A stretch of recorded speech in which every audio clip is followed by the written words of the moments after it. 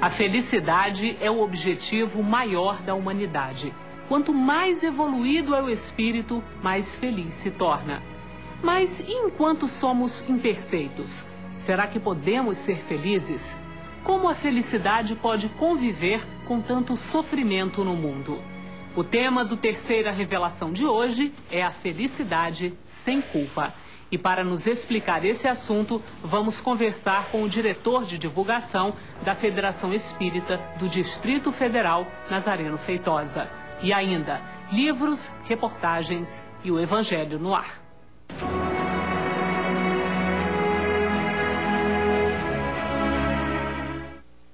Ave Cristo mostra o valoroso exemplo de confiança e amor com que os pioneiros da Boa Nova serviam a Jesus. Esse é mais um livro psicografado por Chico Xavier, ditado pelo Espírito Emmanuel. Entre no site da Federação Espírita Brasileira e conheça mais sobre a literatura espírita. O endereço é www.febnet.org.br.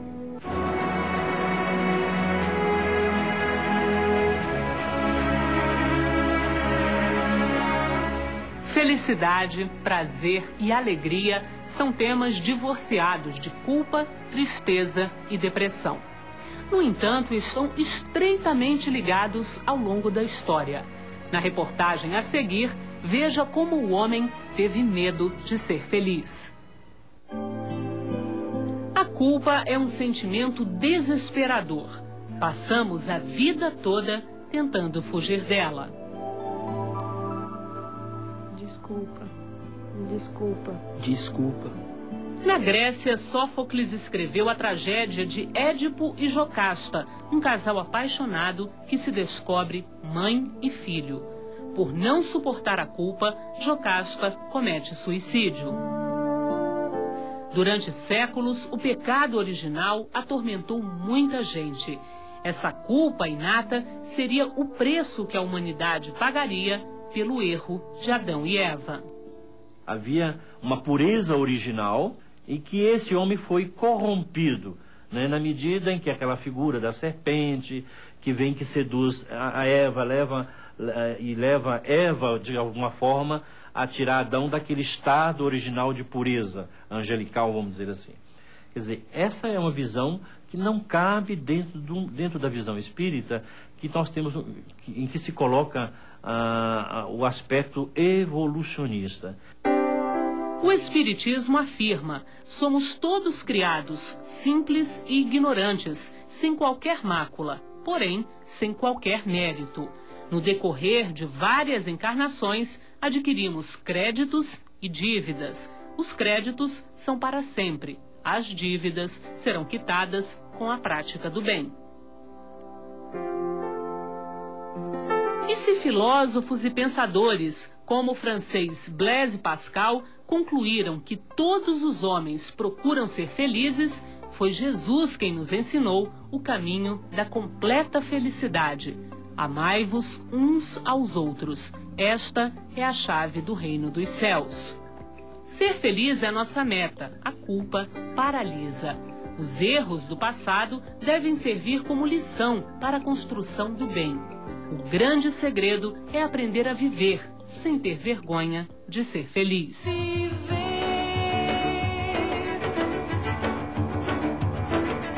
e não ter a vergonha de ser feliz.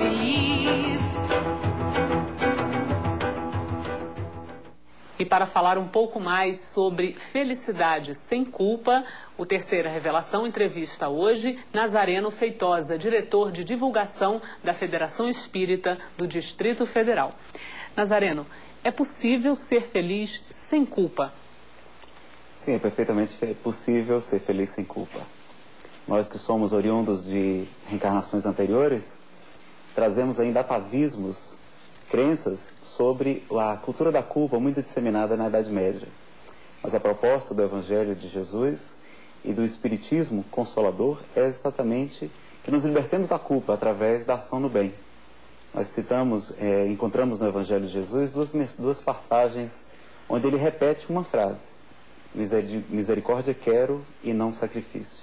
Ou seja, nós Ainda hoje, no Ceará, no interior do Ceará, nós encontramos sacerdotes religiosos que ainda se autoflagelam, mostrando como a cultura da culpa está inserida na nossa cultura.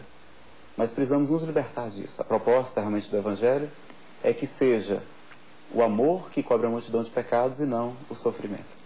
Agora, como é que a pessoa faz para se libertar dessa ideia de que apenas sofrendo, enfim, sentindo culpa, ela vai conseguir alcançar algum tipo de felicidade? Não é simples esse processo.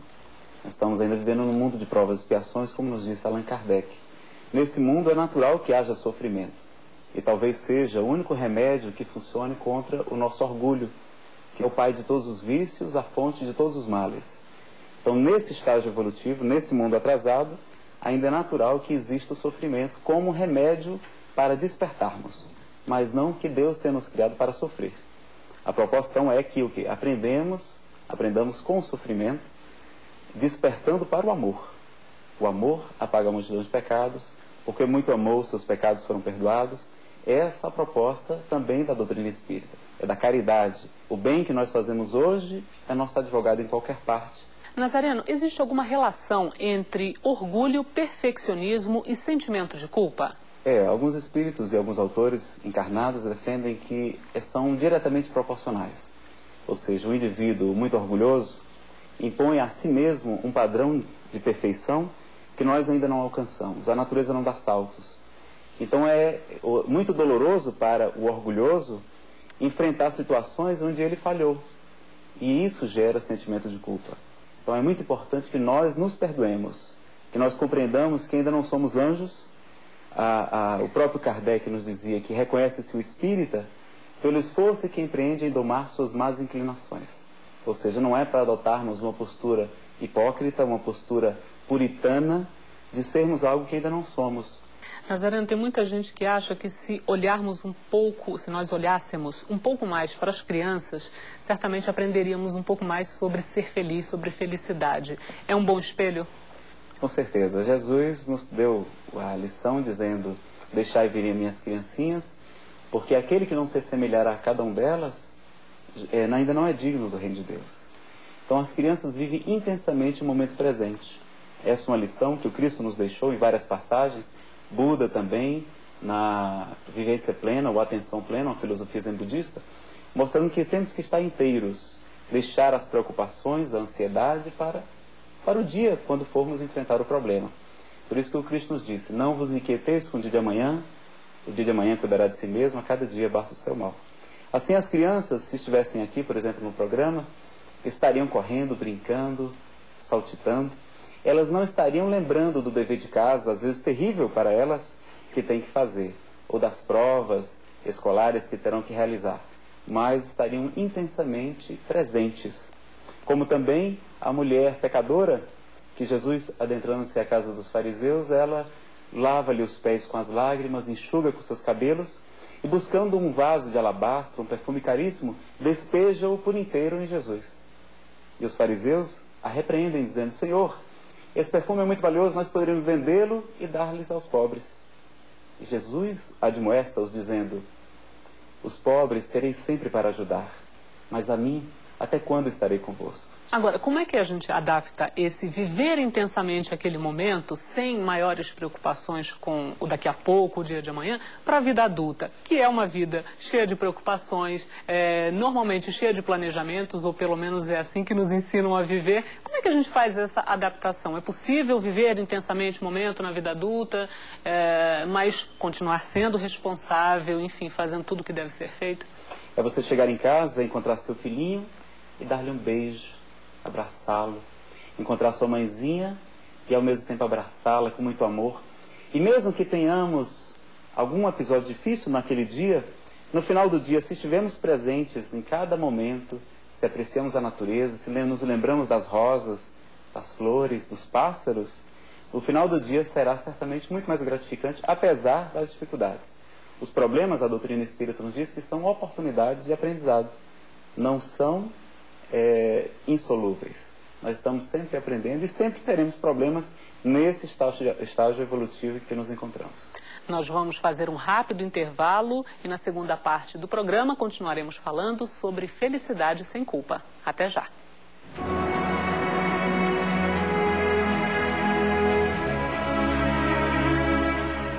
Memórias de um Suicida é o romance em que o escritor Camilo Castelo Branco conta suas experiências no mundo espiritual após ter cometido suicídio. O livro, psicografado por Ivone do Amaral Pereira, é um relato do que acontece com quem tira a própria vida e uma prova do amor e da misericórdia de Deus. Memórias de um Suicida, uma esperança de aprendizado. Peça o seu pelo e-mail vendas@febrasil.org.br ou ligue 21 2187 8282.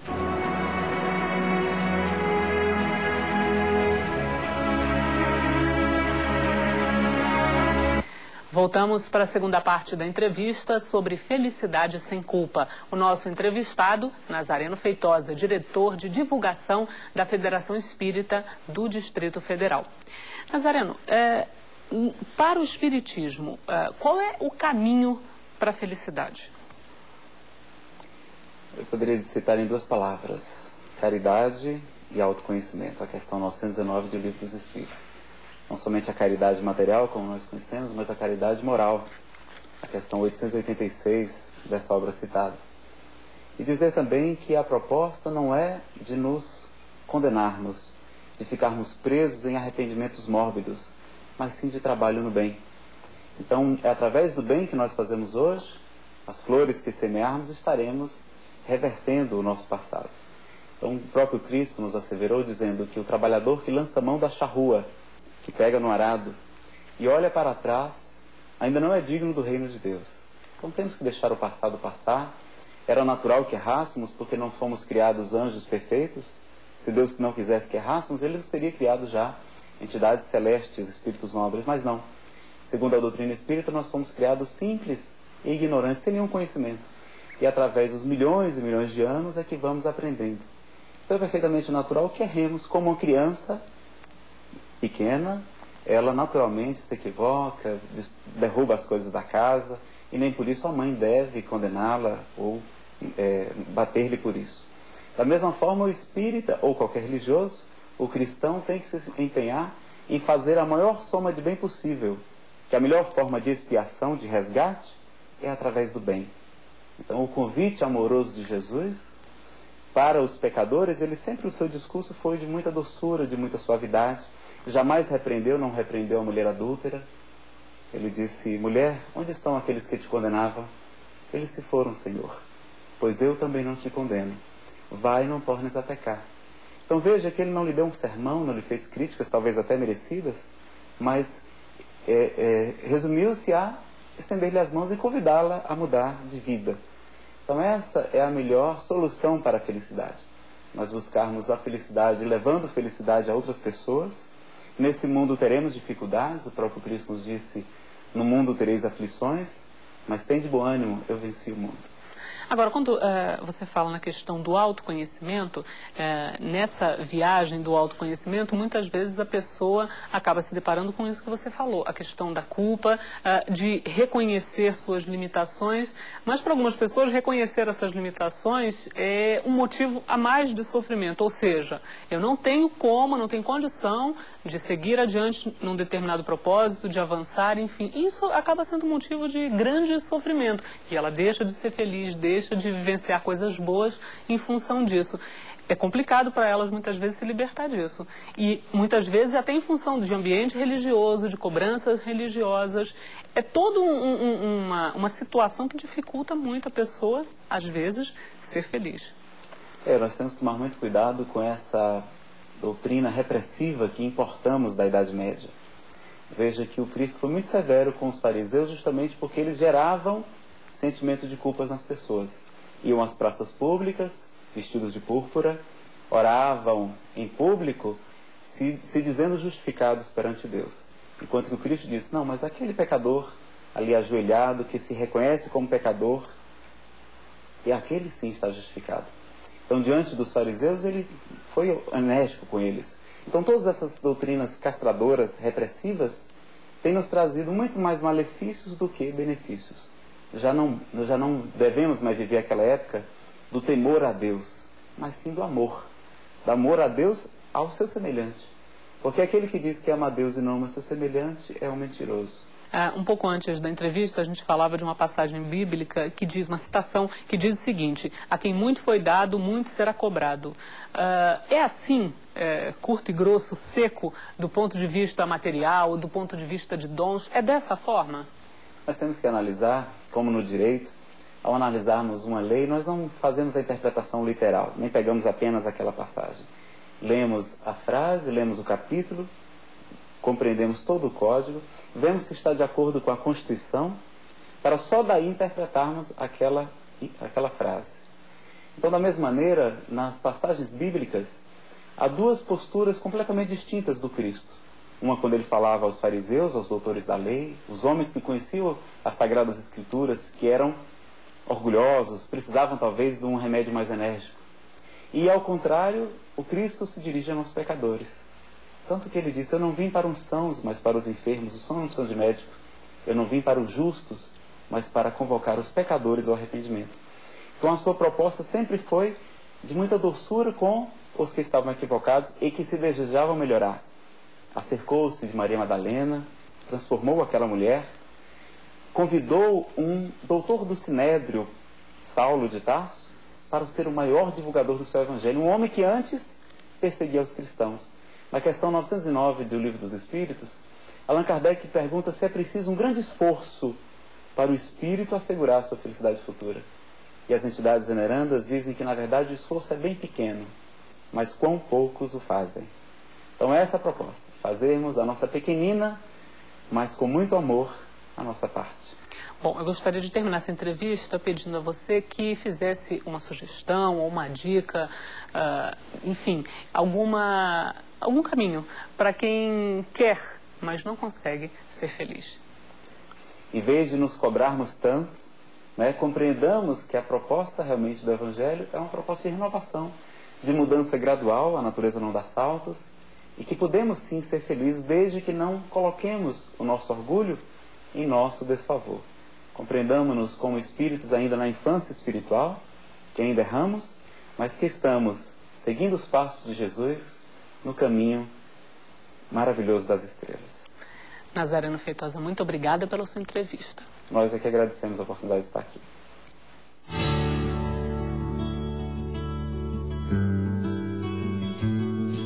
Olá!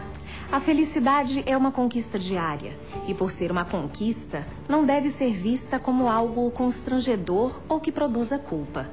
Quando vemos que ainda há muito caminho pela frente, é consolador pensar que também já vencemos muitas dificuldades e que conquistamos uma felicidade relativa. Relativa porque, como explicam os espíritos superiores, a felicidade ainda não é desse mundo. Ou seja, quanto mais evoluído o espírito, mais feliz ele é. E se ainda somos imperfeitos, imperfeita também é a nossa felicidade. Se não possuímos a felicidade suprema, devemos buscá-la incessantemente. Lembre-se, só o trabalho no bem conduz o estado de plenitude. Nos mundos superiores, ser feliz é trabalhar, ajudar e amar o próximo.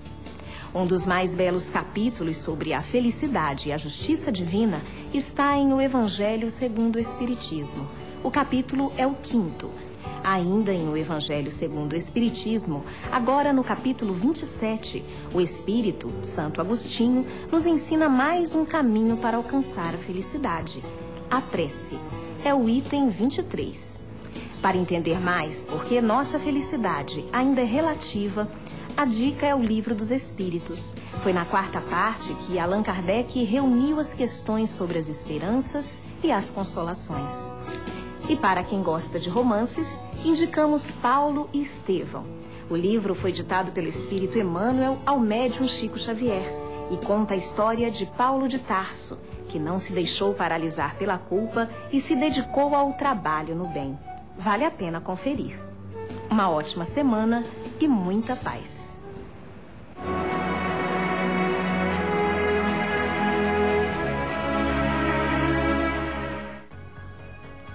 Paulo e Estevão, livro que conta episódios do cristianismo primitivo, foi relançado pela Federação Espírita Brasileira. O romance é uma obra ditada pelo Espírito Emmanuel a Chico Xavier na década de 40. Para reservar seu exemplar, entre no site www.febnet.org.br.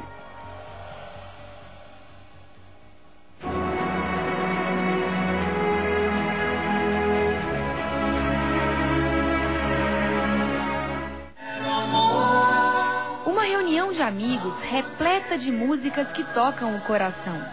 Assim são as apresentações do projeto Atualpa e Amigos, do Grêmio Espírita Atualpa, em Brasília. A casa recebe, no mês de outubro, grupos musicais do movimento espírita do Distrito Federal e de outras partes do país.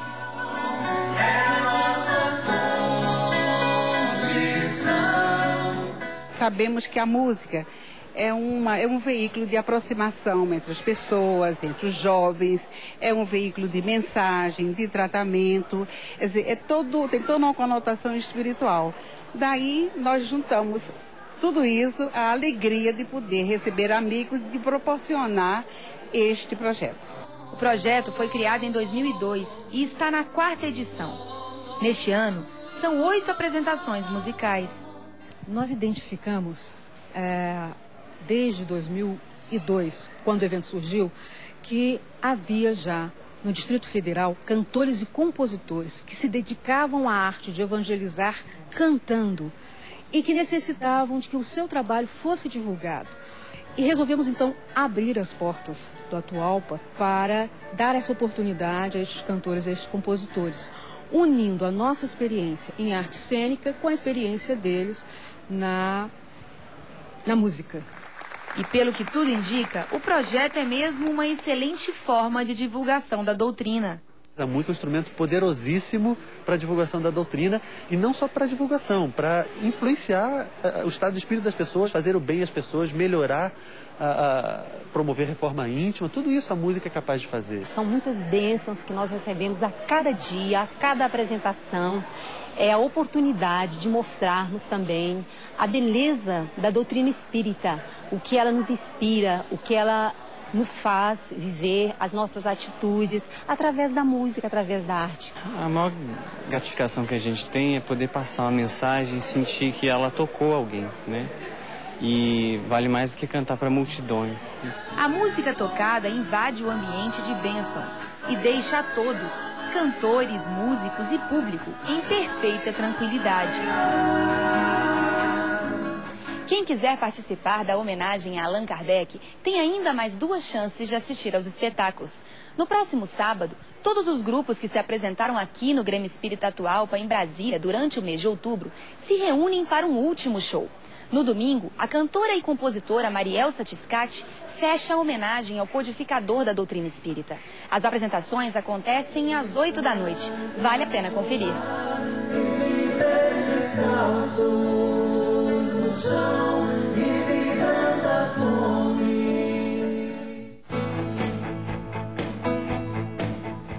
Olá!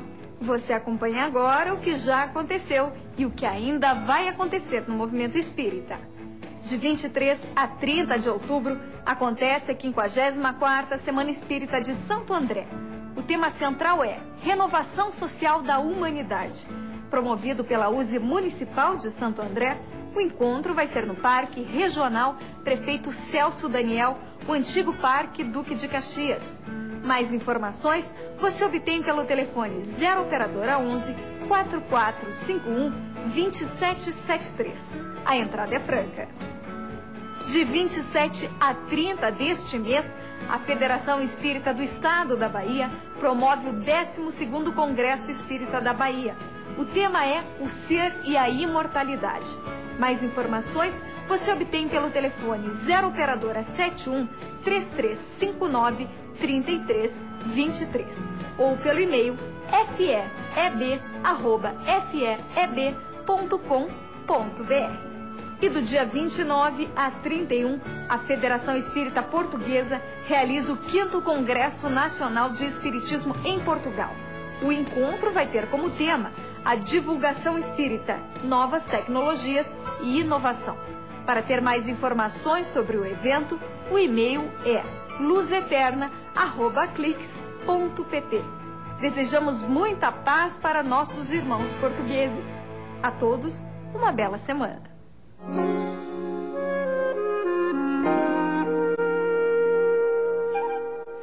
Esta semana, a Vanessa Morando nos enviou a seguinte pergunta: não seria melhor que Deus tivesse nos criado evoluídos desde o início, não sendo necessário assim tanto sofrimento? Não seria melhor que desde o início vivêssemos em planos espirituais felizes, como apresentados no livro Nosso Lar?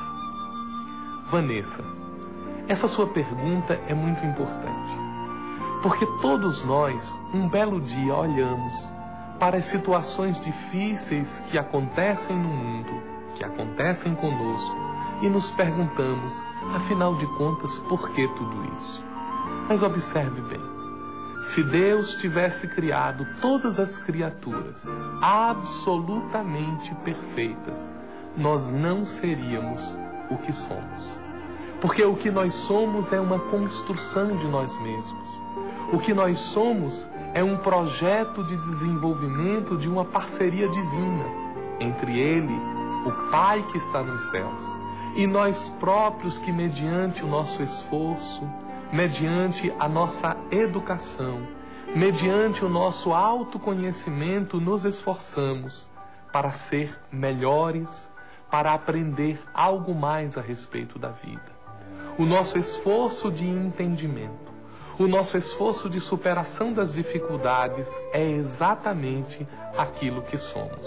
E quis o Pai que o processo de evolução fosse essa parceria entre Ele e nós. E nos cabe assim desempenhar bem o nosso papel e sermos cada dia melhores.